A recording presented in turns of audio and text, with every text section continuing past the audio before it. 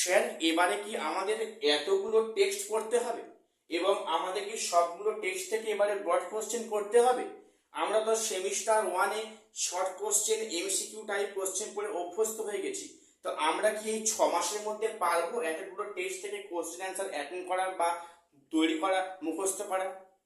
দেখো, এই চিন্তা যারা করছো, যারা এই দুশ্চিন্তা করছো, সম্পূর্ণ ভিডিওটা তাদের জন্য। অর্থাৎ যারা West Bengal council of higher secondary এডুকেশনের আন্ডারে সদ্য সেমিস্টার ক্লাস 11 সেমিস্টার 1 পরীক্ষা দিয়েছো, যাদের আগামী 2026 মার্চ মাসে সেমিস্টার 2 পরীক্ষা আছে, এই ভিডিওটা সম্পূর্ণ তাদের উদ্দেশ্যে। আমি এই চ্যানেলে ক্লাস 11 সেমিস্টার 2 এর সিলেবাস এবং মার্কস নিয়ে আমি অলরেডি তোমাদের আলোচনা করেছি, ভিডিও দিয়েছি। যারা দেখোনি অবশ্যই ভিডিওটা একবার দেখে নিও। তো আজকে আমি আলোচনা করব, যারা চিন্তা করছো আমাদের এতগুলো টেক্সট রয়েছে, এবার তোমাদের ডেসক্রিপটিভ টাইপের ব্রড কোশ্চেন, আমরা এর থেকে কোনটা কোনটা মানে তৈরি করব, আমাদের কি সেটা সব করতে হবে? দেখো, আমি আজকে তোমাদের ক্লিয়ার করে বলে দেবো।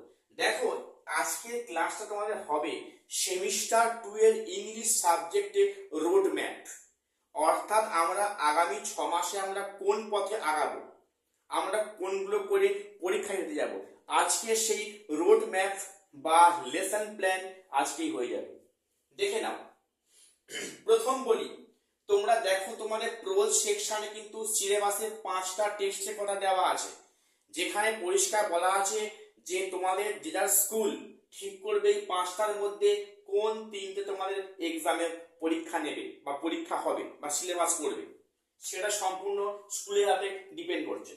প্রথম বলি, সরি, স্কুলে এই 5টার মধ্যে 3টে টেক্সট তোমাদের বাছাই করবে এবং তোমাদের যার থেকে পরীক্ষা নিয়ে নেওয়া হবে। তো প্রথম বলি যে এই যে 5টা টেক্সট, এর মধ্যে যে দুখানা বাদ যাবে, থাকবে কটা? 3টে।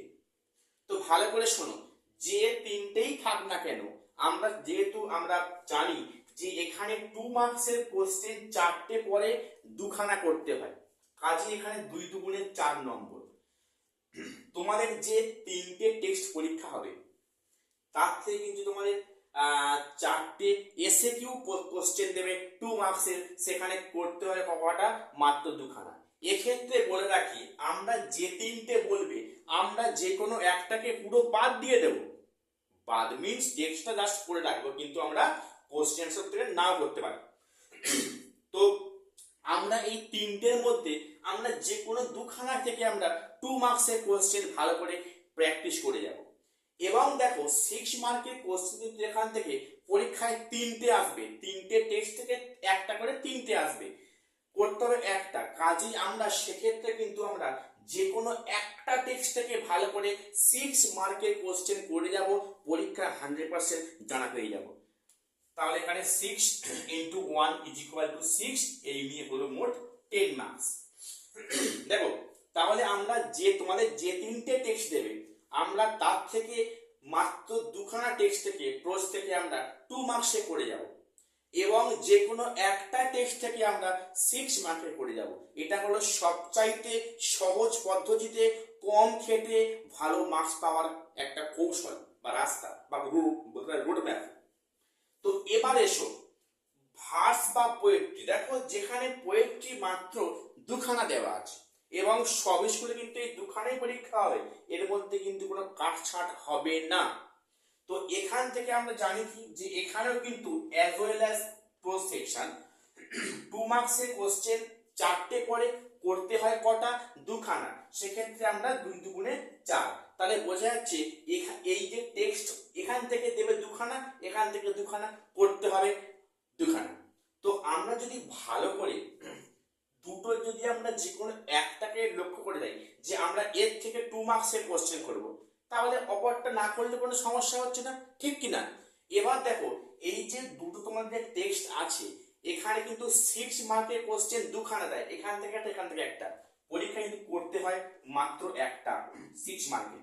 তো আমরা যদি মনে করি যে দুটো টেক্সটের মধ্যে আমরা যে কোনো একটা টেক্সটকে বেছে নিচ্ছি, আমরা যেখান থেকে 2 মার্কসের করব, 6 মার্কের করব, কিন্তু তাহলে আমরা কিন্তু একটা পুরো বাদ দেব, এক্ষেত্রে কোনো সমস্যা হবে না, ঠিক তো? এবার এসো র্যাপিড সেকশন। দেখো র্যাপিডে কিন্তু এখানে 5টা টেক্সট দেওয়া আছে, সেখান থেকে তোমাদের সিলেবাসে বলা হয়েছে যে স্কুল যে কোনো 3টে টপিক বেছে নিয়ে তোমার তার থেকে এক্সাম নেবে। এবারে সব স্কুলের সমান নয়, তো যে যে স্কুলে পড়ো, যে 3টে টেক্সট তোমাদের পরীক্ষা নেবে বা তোমাদের এক্সামে থাকবে বলে দেবে, আমরা শুধুমাত্র সেখান থেকে আমরা মাত্র একটা টেক্সটকে বাছবো। হ্যাঁ, তোমরা ঠিক শুনেছো, 3টের মধ্যে 5টা তো হবেই না, হবে 3টে। আমরা তার মধ্যে বুদ্ধি করে মাত্র একটা টেক্সটকে বাছবো, আমরা যেখান থেকে একটা 5 মার্কসের ব্রড কোশ্চেন লিখবো।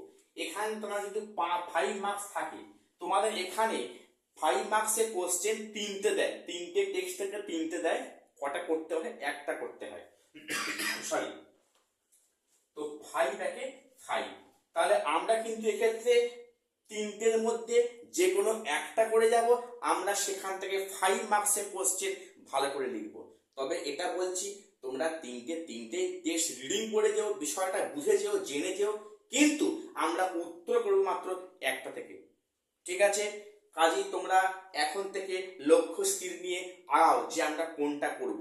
আমি এই বিষয়ে তোমাদের পরে আমি ক্লাস দেব বিস্তারিত আলোচনা। তো এরপরে এসো নন টেক্সচুয়াল গ্রামার। দেখো তোমরা সেমিস্টার 1-এ পেয়েছিলে কি টেক্সচুয়াল গ্রামার, সেখানে কি ছিল? সিনথেসিস, হচ্ছে কি পার্টিসিপেল, জিরান্ড বা ছিল। তোমাদের সেমিস্টার 1-এ যেগুলো ছিল টেক্সচুয়াল গ্রামার, সে একই বিষয় আছে এবারে নন টেক্সচুয়াল গ্রামার, যেখান থেকে 5 মার্কস তোমাদের পরীক্ষা আসবে। আমি যেহেতু তোমাদের গ্রামারের থেকে কোনো শারীরিক কিছু হয় না, গ্রামারটা শিখতে হয়, বুঝতে হয়, খাতায় প্র্যাকটিস করতে হয়, কাজে আমি কিন্তু গ্রামার নিয়ে তোমাদের বেশি কথা বাড়াচ্ছি না, বলছি না। এবারে এসো রাইটিং সেকশন। রাইটিং এ তোমাদের 10 মার্কস আছে, এটা কিন্তু তোমার একটা ভাইটাল পয়েন্ট এই রাইটিংটা, যেখানে তোমাদের 10 মার্কস রয়েছে। এখানে তোমাদের রাইটিং প্যারাগ্রাফ পড়বে একটা, যেখানে 10 মার্কস দেবে, এবং যদি কেউ প্যারাগ্রাফ না লেখে তাকে রাইটিং দুখানা করতে হবে, ফর্মাল লেটার এবং রিপোর্ট। তো কেউ যদি মনে করে যে আমি প্যারাগ্রাফ লিখবো, সে 10 নাম্বার অ্যাটেন্ড করলো। সরি, কেউ যদি বলে আমি সে প্যারাগ্রাফ লিখবো না, সে কি লিখবে? ফর্মাল লেটার অর নয় এন্ড রিপোর্ট রাইটিং। সেখানে আছে কি 5 + 5 = 10, এখানে একটা মিলিয়ে 10, এখানে দুটো মিলিয়ে 10। তো এখানে একটা বিষয় বলি, অনেকে বলবে স্যার তাহলে কোনটা করায় বেশি স্কোরিং হবে, নাম্বারটা ভালো হবে, প্যারাগ্রাফ না এই দুখানা? আমি তাদের বলবো দেখো, তোমরা যদি প্যারাগ্রাফ জানা পাও দ্যাটস ওকে, ঠিক আছে।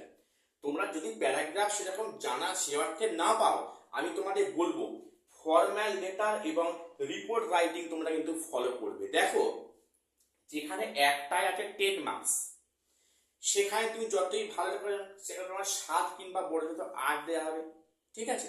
আর তুমি যদি এখানে 5 মার্কসের দুখানে অ্যাটেন্ড করো, দেখো লেটারের একটা ফরম্যাট রয়েছে, ফরম্যাটের একটা নাম্বার আছে, প্লাস রিপোর্টের একটা ফরম্যাট রয়েছে।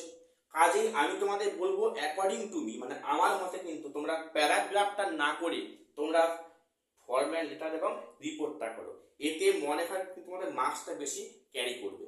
এটা আমার সম্পূর্ণ নিজস্ব মতামত, ঠিক আছে।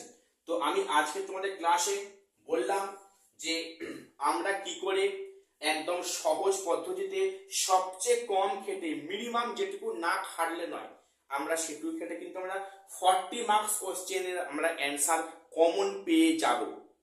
This is my challenge.